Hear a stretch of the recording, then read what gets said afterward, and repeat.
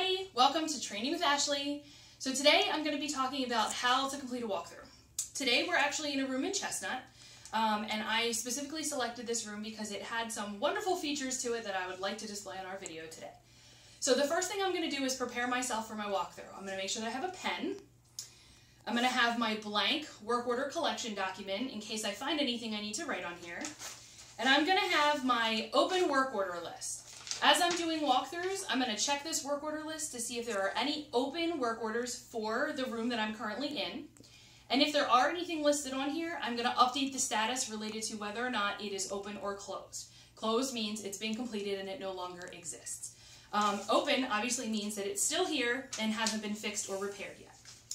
So the first thing I'm going to do is I'm going to start by checking everything in the space on my walkthrough. I like to start at the door because it's one of the first places that you're going to walk in. So let's just pretend that when I walked in here, the lights were out. The first thing I'm going to do is turn the lights on. And they work, so I don't have to write them down. I'm going to inspect the door.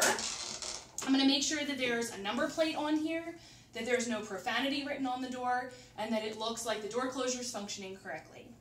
Everything looks good. So I'm going to test my lock. I'm going to lock the door. It's good. Then I'm going to unlock the door. Works perfectly.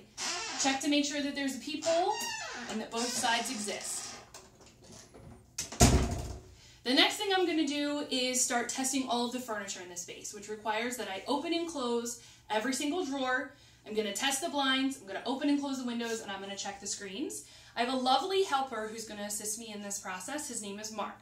So first thing I'm going to do is I'm going to check this desk over here. I'm going to check our chair, make sure it's fully functioning, open the drawer, check that there's nothing in it. Everything looks great. Now we're going to swing over to our dresser, our wardrobe, and our desk that are on this side of the room. Mark is going to lovingly check this wardrobe for me.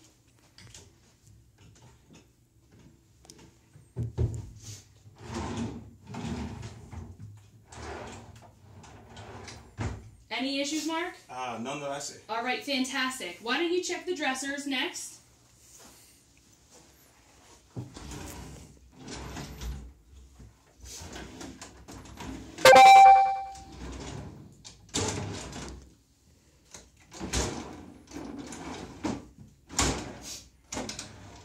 Is everything functioning? No problems here. All right, fantastic. The next thing that I'm going to do is I'm going to test the blinds. Now, as you can see from where you're standing, those blinds look pretty bad. The way that you're going to determine whether or not a work order is significant or not is thinking about the impact that that could possibly have for a student. When it comes to things like blinds, the first thing I'm going to consider is how would this impact a student's ability to get changed or naked in their bedroom? If this is the only space, because this is a triple for a student to actually stand and be changed, people walking by could certainly see them through the blinds and the holes that exist here.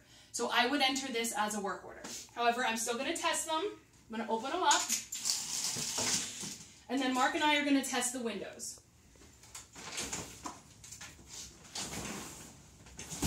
They function, and the screens are in. Okay, so the next thing that I'm going to check is our loft. So lofted beds have a desk underneath them, and they have a dresser underneath them. Both of these pieces of furniture, they sit in opposite corners, and they help stabilize the loft. The goal is also to have the loft up against something such as a wall, which also helps provide stability. You can also see this thing back here, this black metal bar. This is called a stabilizer bar. This also helps to provide stability for the loft. When you're inspecting furniture, you're going to want to make sure that that loft is stable and it's not going anywhere, and check to make sure that the stabilizer bar is inside both ends of the bed ends.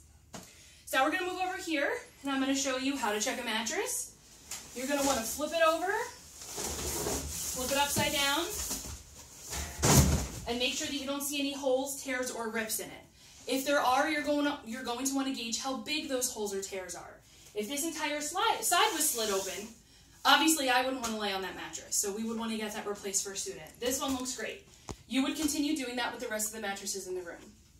The other thing that I just want to point out about these walls in here is that, unfortunately, these walls were not freshly painted. Many of our buildings that are older do not have freshly painted walls. They're going to have some dings, they're going to have some nicks, and they're probably going to have some paint peels.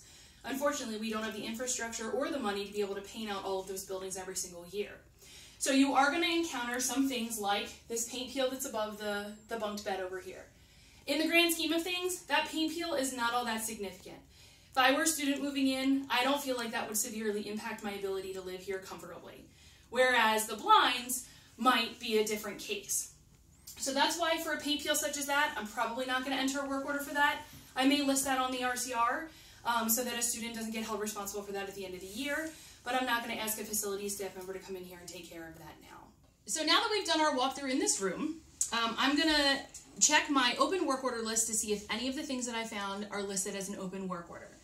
The blinds that we located are not on my open work order spreadsheet, which means that a work order has not been entered into the system for anybody to swap those out. So what I'm going to do is write that information on my blank work order collection document. I'm going to write the building, which is Chestnut. I'm in room 177. The specific location is the windows.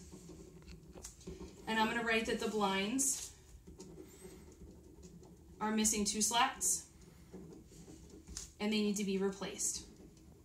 And I know that the craft that goes to is general maintenance.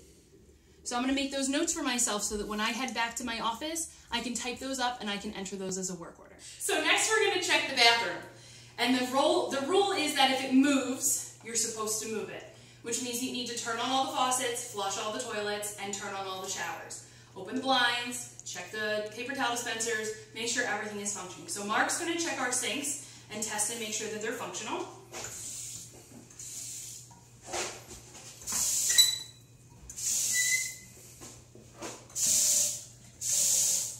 Beautiful. There's nothing leaking from underneath. They look great. So I'm going to test both of the showers. Let them run for a minute. Make sure that nothing is pooling in the bottom and we don't have any clogs.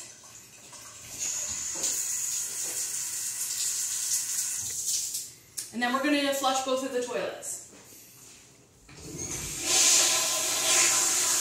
You're checking for leaks and water that could be coming out of the toilet from different areas. Sometimes it's from the big silver thing that's called the flushometer. Sometimes it's from the base on the bottom and it needs to be recaulked. Could be a number of things. We're also going to make sure that the lights are functioning in here because who likes to go to the bathroom in the dark? Then we're going to check the window and the blinds to make sure those are good. Everything seems great.